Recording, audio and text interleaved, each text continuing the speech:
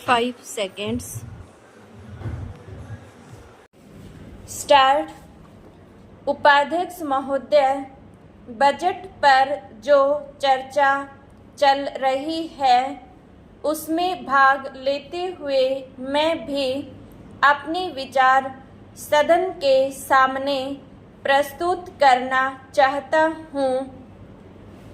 इस पर विचार करते समय दो स्थितियों को हमें दृष्टि में रखना होगा।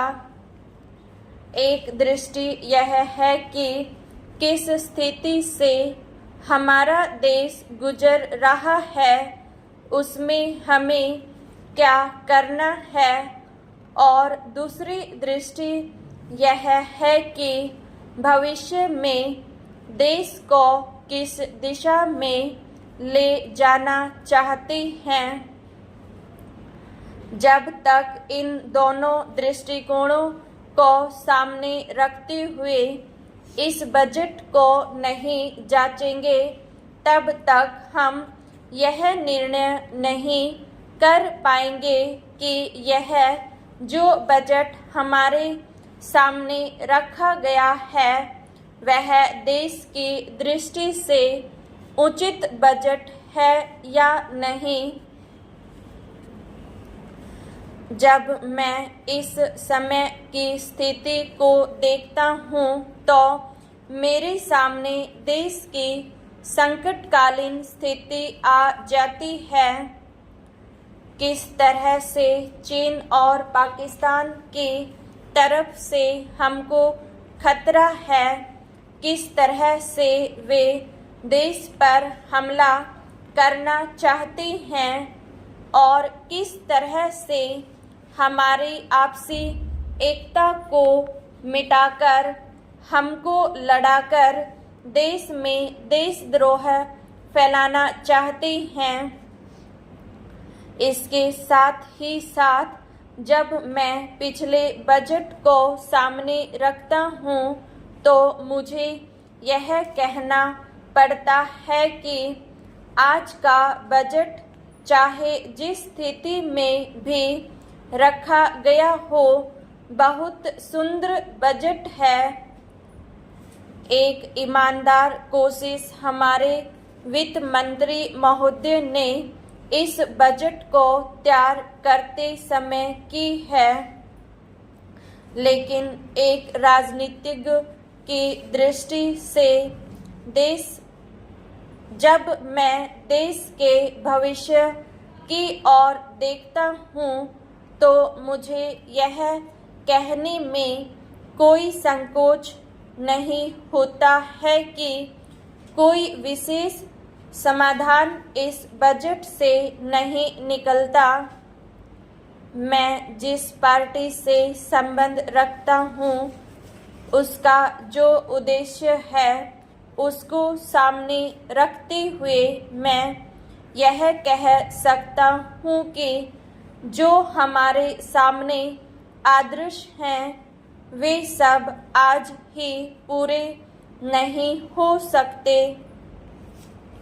हमारे वित्त मंत्री या हमारी सरकार आज ही सब कुछ नहीं कर सकती या स्वर्ग लाकर हमारे सामने खड़ा नहीं कर सकती, लेकिन फिर भी यह मैं अवश्य देखना चाहता हूँ कि हमारा देश आगे बढ़ रहा है या नहीं।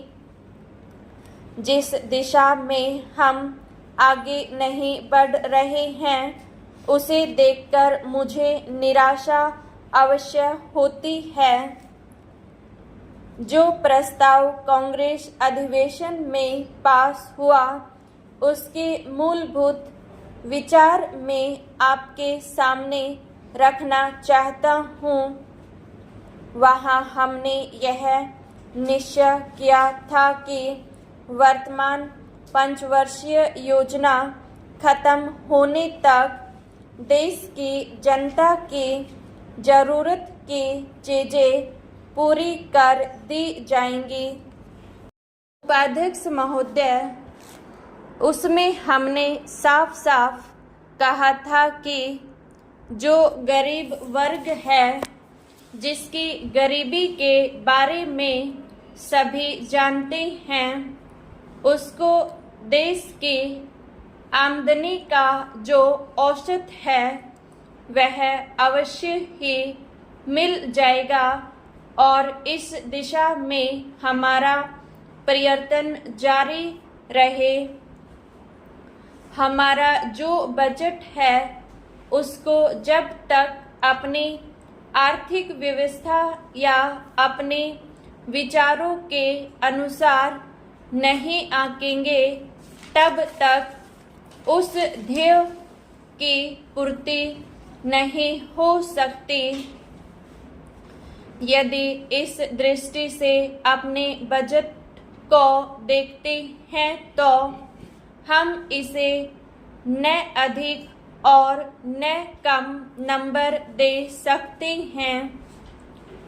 मेरी प्रार्थना यह है कि सरकारी या सरकार जिन संस्थाओं को सहयोग देती है उन्हें आदेश दिया जाए कि वे देश की उन्नति का विचार करें, परंतु खाने की पुष्टि देकर नहीं। यह कार्य शीघ्र से शीघ्र होना चाहिए। इसका कारण यह है कि उच्च श्रेणी आम जनता का आदर्श होती है और जो कुछ उच्च श्रेणी के लोग करते हैं उसकी नकल कनिष्ठ श्रेणी के लोग करते हैं। इसलिए यह काम पहले उच्च श्रेणी पर हो जाए तो आम जनता पर उसका प्रभाव अवश्य गहरा पड़ेगा। सप्ताह में 2 बार भोजन छोड़ने का जो मेरा सुझाव है, इससे न केवल अनाज वरन ईंधन, तेल, कोयला आदि सब की बचत होगी। भोजन छोड़ने के अलावा अन्न बचाने का और भी एक तरीका है, वह भी सामाजिक श्रेणी पर किया जा सकता है। जानते हैं कि इस देश में 10% अन्न कौन खराब करता है? कीड़े, पंछी, बंदर और बोरियां ठीक न होने से अनाज गिर जाता है और मिट्टी में मिल जाता है। यह विचारणीय है। इस प्रकार 80 लाख टन बर्बाद होने वाले अन्न को बचाया जाए तो भारतवर्ष को किसी भी देश से अन्न की भिक्षा मांगने की आवश्यकता नहीं पड़ेगी। श्रीमन, यह अपराध कबूतरों, बंदरों, कीड़ों आदि का नहीं है। यह अवश्य ही हमारा अपराध है। आज तक विदेशों से हमको अनाज मिलता रहा है, इसलिए हम लापरवाह थे, इसीलिए अनाज का विनाश होता रहा। परंतु अकाल पड़ेगा जैसा कि इस वर्ष पड़ा है, तभी हम जागे तो यह ठीक नहीं है। हमें अन्न के नाश को रोकने की सतत कोशिश करनी चाहिए। उसकी बचत करना हमारा परम कर्तव्य है। यह काम हर किसान, बच्चा और युवक कर सकता है और उन्हें करना चाहिए। अन्न बचाने की समस्या केवल कानून के जरिए हल नहीं होगी। यह बात भी सामाजिक चेतना पर निर्भर है।